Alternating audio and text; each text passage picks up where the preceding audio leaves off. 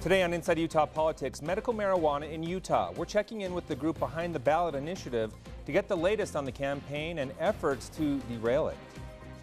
And more than half of private sector workers here in Utah are not saving for retirement. How the AARP is trying to increase options for people to put money aside for the future. Time now for Inside Utah Politics. Good Sunday morning, and thanks so much for joining us for Inside Utah Politics. I'm Glenn Mills. Medical marijuana will be on the ballot for voters to decide in November, but it was a very contentious path to get there. After a failed attempt to get enough signatures removed, Drug Safe Utah filed a lawsuit to block the Utah Medical Cannabis Act. They ended up dropping that lawsuit, saying they may renew efforts if the initiative passes. DJ Shantz is Executive Director of the Utah Patients Coalition, the group behind the initiative. DJ, great to have you back on Inside Utah Politics. Thanks for being here. Thanks for having me. Let's start, we'll kind of get into the lawsuit and that stuff in a minute, but let's start with the current status of the initiative. What are you guys doing right now, and what's the strategy moving into November? So we've been given an official proposition number. We're officially Proposition 2 at this point. So the Utah Medical Cannabis Act, as it will be seen on the ballot, will be Proposition 2. There won't be a title. We do have the language of how it will be seen on the ballot. There was a little bit of back and forth with what we thought should have been said and what the Lieutenant Governor's office thought should be said, but that's official now, what's going to be on the ballot, the title and language, and we're officially Prop 2, so we're excited to move forward. As far as a campaign effort, what can we expect to see you guys from you guys in the coming months?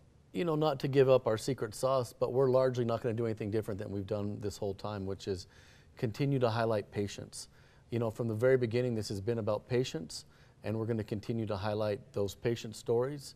The people, our neighbors, our friends with cancer, with epilepsy, with MS, continue to highlight those people that have had to struggle and have been unjustly determined to be criminals in our state because they've used a method of treatment that is considered illegal, and we'd like Proposition 2 obviously to change that. We've seen a lot of states legalize medical marijuana recently. Yeah. Do you see that as momentum on your side, what we're seeing happen across the country? Well, I think definitely there's some tailwinds behind us with this issue. Public opinion has definitely been moving in our direction of support for medical cannabis, especially since many of these states now have had cannabis programs for almost 20 years. And, you know, the sky hasn't fallen, and they've continued to have very productive states and economies. And so I think many of the naysayers and the hyperbole and the doomsday talk that went into the opposition for all these states has largely been found to be untrue.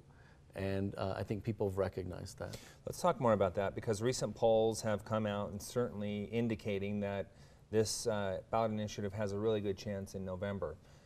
But still, it's pretty interesting to think that, you know, we're this close to legalizing medical marijuana in the state of Utah. What is it that changed perceptions here in our state, especially when you have organizations like the LDS Church, very prominent and powerful here, coming out against it. Sure. A popular governor coming out against it, among other elected officials. Sure. So why do you think you're seeing that in the polls? Well, people in Utah aren't immune to many of the conditions that people use medical cannabis for, whether it's epilepsy, cancer, AIDS, MS. You can go down the list of conditions that we've put into our bill, and we're not immune to many of these conditions. And words got out amongst people and their neighbors and friends that there has been this treatment that people have found useful. And you know, when you're able to empathize with a neighbor that has epilepsy, that's a very powerful thing. It's no longer an ethereal concept, but it's a neighbor, it's a friend, it's a grandma who can help her with her arthritis. You know, it's become a real issue and topic for people, no longer just this ambiguous case scenario. This is something that where the rubber really has met the road for a lot of people. So if someone recognizes that someone they know is benefiting from it, they tend to have compassion on that. Or not just someone who's currently benefiting, but somebody who could potentially benefit. Mm-hmm. Absolutely. Okay. Let's talk about, it was a pretty rough road at times, you know, in that window where they were authorizing signatures and validating signatures. Yeah. So the lawsuit has been dropped. Yep. So you're moving forward with that, but Drug Safe Utah is saying their approach may be now if it passes, we will go after it at that point. What do you do then? You know, we'll cross that bridge when we get there. We're not, 30 other states have gone down this road before us. You know, there was issue with standing and ripeness with their previous lawsuit. But, you know, once the law passes, some of these issues do go away. And we feel that we're on great ground, legal ground to move forward and have a great defense for this. We feel we've drafted a very meticulously drafted bill. While not perfect, it does take care of many of the arguments that they want to bring up, federal jurisdiction and things like that. So we feel we have some good arguments moving forward, regardless of when or where they bring up their court case. Opponents to the initiative have said, look, this opens the door to recreational use in the state of Utah. Respond to that. Well, look, people are using recreationally regardless. It's illegal currently, and I don't think anybody can say people aren't using cannabis in our state right now. All this will do will allow people who want to use it legally, want to use it medically, to have that option. These are the law-abiding citizens that want this option. Same type of argument for gun control. When you make guns illegal, what's the old argument? That only the bad guys will have guns. And that's the case with cannabis presently, where if you want to make it illegal, then we make normal law-abiding citizens criminals that want to use this medically.